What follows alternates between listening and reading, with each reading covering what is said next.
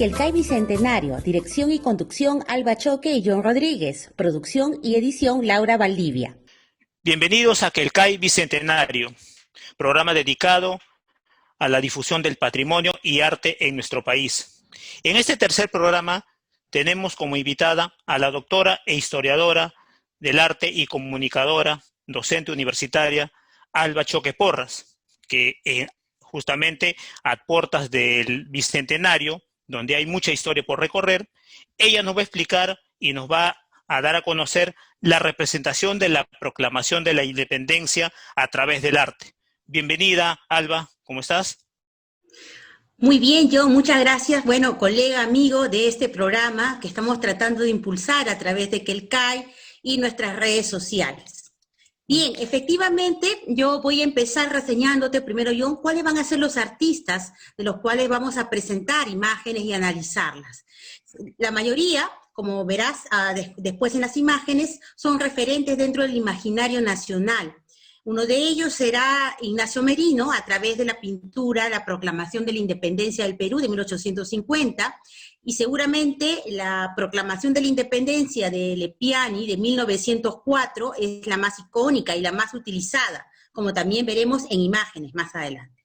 Pero me gustaría dejar un poquito esa mirada limacentrista para presentar a dos artistas que todavía no han tenido un lugar apropiado dentro de la representación de este pasaje tan importante de nuestra historia nacional, como van a ser Francisco González Gamarra, cusqueño, y también Raúl Vizcarra Ubillús, que es del norte, de Chiclayo, que van a realizar obras también dando un nuevo enfoque, una nueva mirada acerca de este momento de la patria tan importante. Para precisar esto, enfocabas a Ignacio Merino y Juan Lepiani, ¿no? Que van justamente entre la segunda mitad del siglo XIX y entrando al siglo XX. Ya, en ese contexto, estas obras, la de Merino y Lepiani, como apuntando a 1921, se podría decir o se puede establecer que ahí esas imágenes o las representaciones que se observan sería, digamos, como una identidad, como buscar, digamos, un reconocimiento a través de la imagen, el significado de la independencia, a través de estas imágenes? Efectivamente, ¿no? Estos son encargos, además las dos primeras obras que veremos, que buscan de alguna manera reconstruir un momento histórico. En realidad todas las pinturas que vamos a presentar el día de hoy están vinculadas, John, al tema de la pintura de historia. Y si hablamos de la pintura historicista, la pintura de historia como tal, digamos, de finales del siglo XIX a comienzos del siglo XX, estamos planteando, digamos, un modelo pictórico que exalta los valores nacionales, los valores humanos, que tiene carácter narrativo y que por eso mismo va a lograr, digamos, identificar a una población con la imagen visual que representa, en este caso, las imágenes vinculadas a la proclamación de la independencia del Perú. Obviamente que arte e historia van de la mano y, digamos, vamos a complementar un poquito con algunos datos históricos interesantes, apropiados, para poder ver cómo estos artistas plantearon este tema de la independencia nacional. Entonces me voy a referir a partir de este momento de la obra de Ignacio Merino. Es una obra de 1850, es hasta ahora la primera obra que se tiene vinculada a este pasaje de la historia. Y como vemos en la pintura, no está dentro del Palacio Municipal, ya que no existe en este momento, hacia 1850, y lo que hace Merino es colocar digamos, a don José de San Martín al lado de los religiosos y de otros militares sobre un tabladillo. Seguramente esta pintura es la imagen más cercana y real de lo que se tiene que fue la proclamación de la independencia del Perú. Debemos señalar una cosa importante. Recordemos que digamos, la firma del acta de la independencia del Perú se da el 15 de julio de 1821, mientras que la proclama se decide realizarla para el pueblo, digamos, el 28 de julio de 1821, varios días después.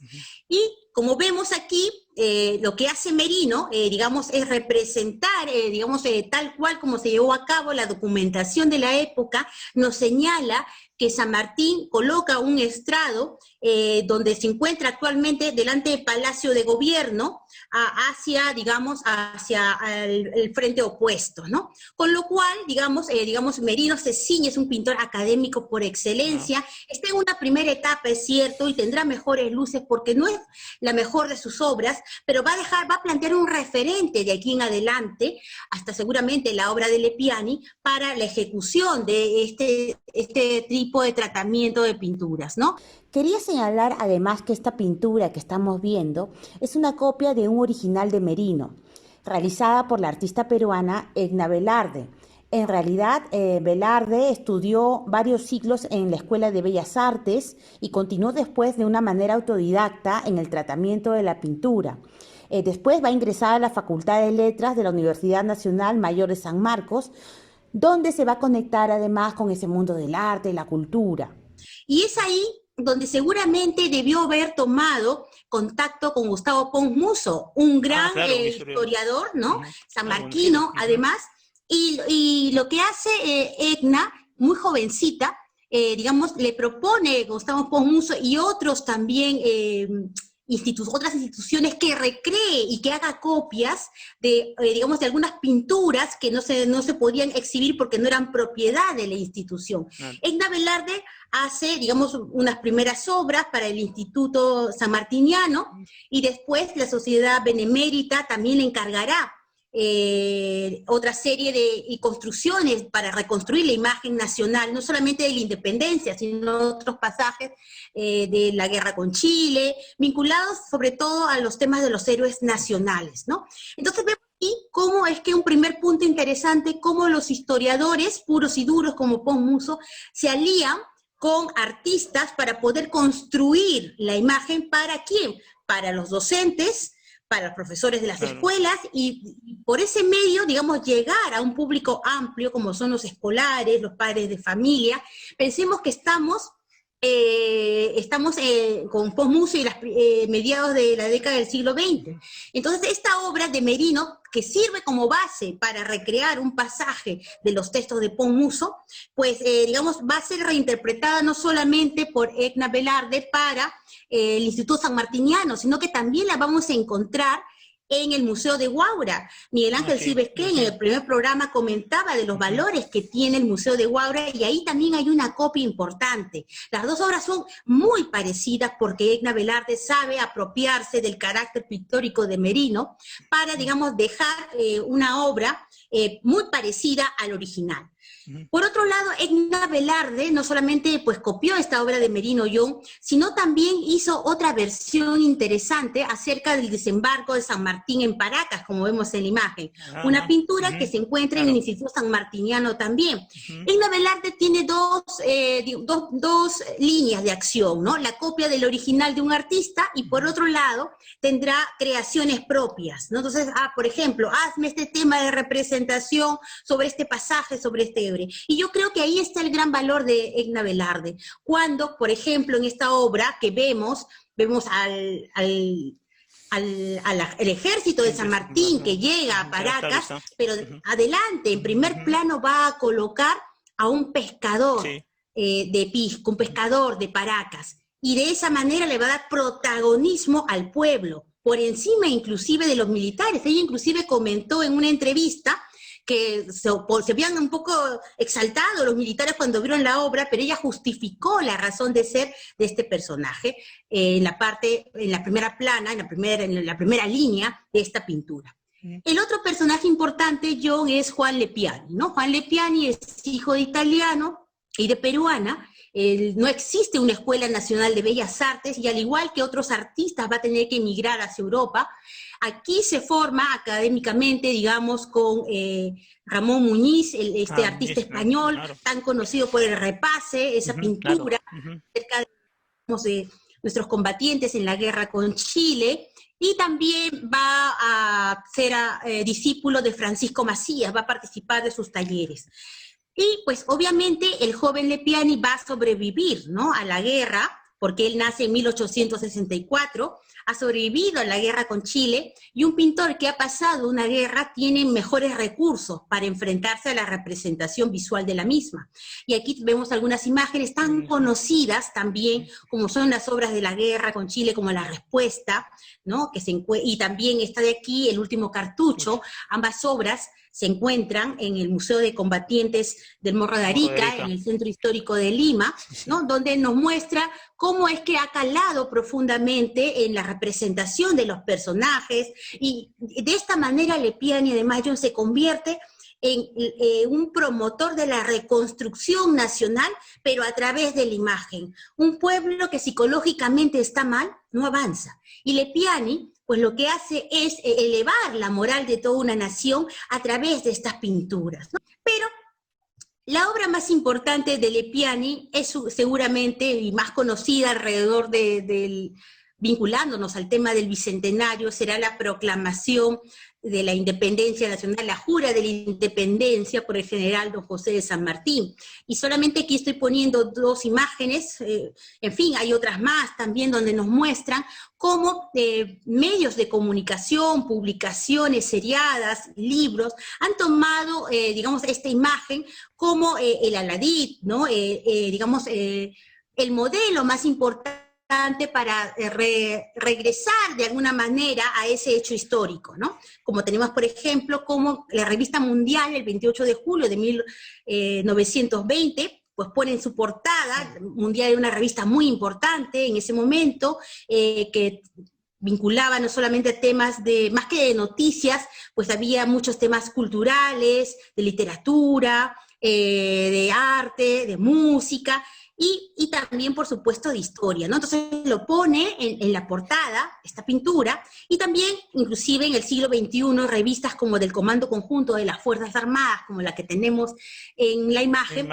También ponen la obra como mostrando, digamos, esa imagen, pero ojo, es una imagen que todavía vemos, al igual que la de Merino, sigue siendo una visión solamente de Lima para todo el país. Eso va a cambiar más adelante. Bueno, centrándonos y volviéndonos a la pintura principal, la Proclamación de la Independencia es una obra de 1904, después de las pinturas de la guerra con Chile, pues Lepiani obtiene recursos del Estado, viaja a Europa, y ahí comienza a visitar museos italianos, museos franceses, va a regresar en una oportunidad, vuelve a viajar, y estando en Roma, recordemos que Italia como tal todavía estaba en un proceso de reunificación, estábamos bajo el reinado de Víctor Manuel III, en ese contexto es cuando Lepiani vive en la actual capital de Italia, Roma, y es ahí donde se le hace el encargo de parte del gobierno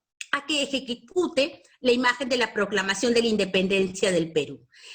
La obra, pues, él toma contacto para que, digamos, porque él no vive en la ciudad, obviamente las ciudades cambian, ¿no? Se van transformando, y, digamos, para tomar algunos datos, tiene correspondencia con Emilio de Quintanilla, y también con Ricardo Palma, con quienes va a, digamos, a intercambiar correspondencia digamos, para poder reconstruir esa escena, ¿no? Emilio Gutiérrez de Quintanilla, quien, digamos, va a dirigir después el Museo Nacional, también era el que encabeza la crítica de la pintura dentro de los medios de comunicación que habían en esa época. No sabemos todavía los datos que le dio, pero fue muy crítico acerca de la obra de Lepiani, no solamente de la obra de la Proclamación de la Independencia, sino también acerca de otras obras que van a ser depositadas después en el Museo Nacional, que después sería el Museo Nacional de Arqueología, Antropología e Historia del Perú. Sí. Bueno, vemos aquí pues la imagen de la Proclamación de la Independencia, y vemos que San Martín no mira al público, como en el caso de la obra de Merino. Todos prácticamente que están en el estrado están mirando, están a la espaldas, mejor dicho, del espectador, y están mirando al pueblo. No se sabe si es un estrado, o otros comentan que podría ser el propio Cabildo, la propia Municipalidad de Lima de ese entonces, pero si vemos al fondo está lo que es la Catedral de Lima, y está mal ubicada. Al fondo vemos en una esquina una casona con balcones verdes, ¿no? Que hasta ahora se encuentra en esa parte de la Plaza Mayor de Lima. Y también vemos la presencia del clero, ¿no? El clero ya sabemos que formaba parte importante del aval, digamos, de los hechos trascendentales dentro de una sociedad en ese contexto del siglo XIX. Y uno de los personajes que aquí estoy detallando, como vemos aquí en la imagen, es un hombre, es el único que mira hacia el espectador, y estoy poniendo además la fotografía que fue donada por Carmela Lepiani, hija de Juan Lepiani, al Museo de Arte de Lima, donde vemos el gran parecido que tiene con el único personaje que mira al espectador, que está al lado de las autoridades en el estrado. Algunos presuponen que es la imagen de Lepiani. Es posible, porque esto era algo recurrente dentro de la pintura historicista, dentro inclusive de otros periodos históricos también, el Renacimiento, en el Barroco, si recordamos a las pinturas del Barroco español, también está presente, en fin. Pero aparte de todo eso, hay algo importante, que Lepiani pone no solamente digamos, al pueblo, no es una masa uniforme. Si nos acercamos a la imagen, como estoy mostrando este detalle, vamos a encontrar un pueblo multicolor, ¿no? Vamos a encontrar un pueblo de hombres, mujeres, donde hay presencia de afrodescendientes, donde hay presencia de indígenas, donde hay presencia de mestizos. Es un recurso que Lepiani ya había utilizado cuando ejecutó la pintura El último cartucho. También había colocado como un referente y parte importante dentro de la batalla de Arica, también a un miembro afrodescendiente, ¿no? Entonces, siempre va a poner por delante, digamos, de alguna manera al pueblo, ¿no? Y de esta manera, digamos, va a darle una oportunidad. Fíjate que el pueblo está por todos lados, por los balcones, es cierto, es una sola unidad, pero se da el trabajo de detallar para mostrarnos, digamos, las caras de, digamos, de los otros protagonistas, ¿no? Y eso es algo que viene de la ilustración, porque fíjate que mostrarse San Martín delante del público es una idea de la ilustración del compartir, la fraternidad, ¿no? Y que trata de alguna manera de vincular Lepiani con la ejecución de la pintura. Bueno, Lepiani, después de esta pintura de la proclamación de la independencia, obviamente gana prestigio, les piden otros encargos de otras pinturas, en fin, viaja un poco enfermo otra vez a Europa, donde poco a poco va a ir perdiendo la vista. Y en su última etapa, a partir de la proclamación de la independencia, va a realizar muchos encargos de pintura de historia, cuando ese tipo de pintura en el mundo ya, digamos, había dejado de ser para dar paso a las vanguardias artísticas. Pero nosotros en el Perú necesitábamos, ya había la fotografía, por supuesto, pero ¿cómo reconstruimos la imagen de una nación? Y yo creo que ese fue el gran acierto de Lepiani, porque él dijo, no, bueno, no solamente me interesaba representar a los héroes, pienso que también la historia es importante, digamos, para mostrar a las futuras generaciones. Además, hay una entrevista que le hacen en la Revista Mundial en 1928, ¿no? Y que los temas de historia merecen también atención de los artistas. Bueno, la obra de Lepiani ha sido muy utilizada bajo otras plataformas gráficas, como esta imagen que tenemos de esta estampilla, que toma como punto central la obra de Lepiani, y pues se va a convertir, como ves John, pues en un referente importante, y seguramente lo volverá a hacer cuando lleguemos, nos acerquemos a la fecha central del bicentenario de nuestra independencia. Sí, Alba, queda claro lo que acabas de plantear y lo que lo estamos observando con las imágenes que nos muestras. Por ejemplo, en la pintura de Merino, la imagen con el tabladillo, ahí se sigue, por ejemplo, una tradición, ¿no? Durante el virreinato, que las ceremonias en cuatro plazas, ¿no? Las plazas principales de la ciudad, ahí se venían realizando. Y el caso de Lepiani, por la obra de 1904, gobierno de José Pardo y Barreda, es en el momento donde se trata de justamente construir, tras el desastre, buscar la identidad de un país, ¿no? Esbozar una historia, ¿no? A través de sus actores, que en este caso, que fueron determinantes. Y otro punto importante está con lo que nos muestras en el acercamiento de la población, es porque sí hubo participación popular en ese proceso, la gente participó, y ahí no hay discusión.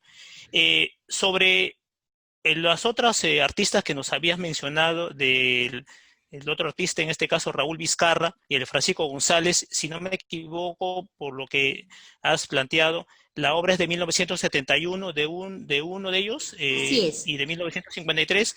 Quería enfocarte que por el año del 71 son los 150 años. Sí, así es. ¿No? Ajá. Entonces considero que también ahí hay otro momento donde, por ser gobierno militar, se va enfocando, ¿no? Ese interés por recrear o por llevar adelante y escribir la historia, no solamente a través del texto, sino las imágenes. Igual en la década del 50, ¿no? Otro gobierno militar que justamente enfoca también ese proceso. ¿Qué nos puedes ahí comentar esas dos obras brevemente de González y Vizcarra? Sí, y bajo estas dos obras que estamos comentando, John, es importante en principio señalar que son dos artistas que no nacen en Lima y por lo tanto tienen una mirada diferente en el momento de plantear la representación de la proclamación de la independencia. Uno será, como bien dices, el cusqueño, Francisco González Gamarra, que digamos es notable por haber construido también la imagen de personajes que nunca tuvieron un retrato en vida, como el Inca Garcilaso de la Vega, por citar un caso importante, y también temas de pintura costumbrista. Pero González Gamarra pues va a realizar por encargo, además en 1971, esta pintura que vemos, la Proclamación de la Independencia, que digamos es parecida en cierto tratamiento, pero es una versión apaisada de la obra de Merino, pero que sí nos muestra muchas autoridades, ¿no? El pueblo no es tan notable, es curioso, en 1971, antes de la reforma agraria, en un contexto vinculando lo que dices al centenario de la independencia nacional, los 150 años, ¿no? Pero otra vez vemos lo mismo que pasa con Edna Velarde. Lo que hace Francisco González Gamarra, como lo vemos en la siguiente imagen, es trabajar junto al lado de otro historiador, ¿no? Que es Fernando Gamio Palacios, un gran historiador, que va a escribir una serie de publicaciones vinculadas a la municipalidad, al cabildo, en fin, la declaración de la proclama de la independencia, como este libro que vemos aquí, y para poder, digamos, hacer la portada del libro y otra serie de ilustraciones recurre a artistas, y en este caso, Francisco González Gamarra construye esta pintura, que va a ser además la portada de la publicación. Entonces tenemos una nueva imagen de la proclamación de la independencia nacional, ¿no? Y otros artistas también van a colaborar. Entonces se sigue manteniendo, ¿ves? Cómo a pesar de que la fotografía, lo gráfico ya está presente, la ilustración obviamente, necesitamos de artistas que sigan recreando ese escenario de lo nacional, de la proclamación. Y finalmente quería referirme, quizás el menos conocido, Raúl Vizcarra Ubillús, en estas imágenes que tenemos aquí del Salón Consistorial del Palacio Municipal de Ica, que a lo mejor vamos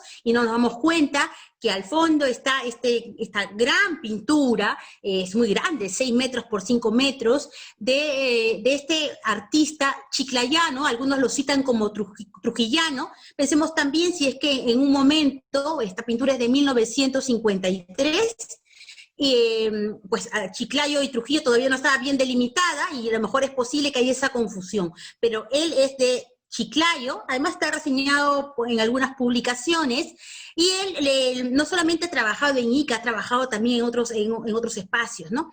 Pero él se basa también en un trabajo histórico realizado por el profesor Casavilca, ¿no? Alberto Casavilca, quien es el que va a impulsar la idea que la primera proclamación de la independencia nacional se dé en Ica, ya que el 21 de octubre de 1820, San Martín llega y ahí pues no es él, pero sino Álvarez de Arenales, como vemos aquí en la propia pintura, quien va a pender el estandarte que ha creado San Martín, ¿no? Ese diseño que creó San Martín y que además flamea en los portales, fíjate aquí los detalles, los portales de lo que fuera seguramente la Plaza Mayor de Ica en ese momento, ¿no?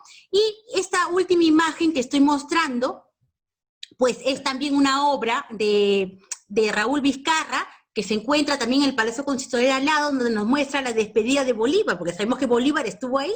Entonces, nuevamente, un artista va a recrear un momento histórico que no había sido, digamos, no había tenido una imagen para el pueblo, ¿no? Vizcarra, como vemos aquí en esta imagen, también va a realizar obra que se encuentra en el Museo de Huaura, ¿no? Como este es el desembarco de Paracas, otra versión, y donde vamos a tener también a un artista que va, digamos, va a hacer obra, no solamente ahí, tenemos que rastrear dónde están las obras de Vizcarra, de Edna Velarde, y seguramente de muchos más que han construido un imaginario importante para su localidad, y para poder tener una publicación, ¿no? Que pueda mostrar a esos referentes, a esos artífices de este momento importante de nuestra historia.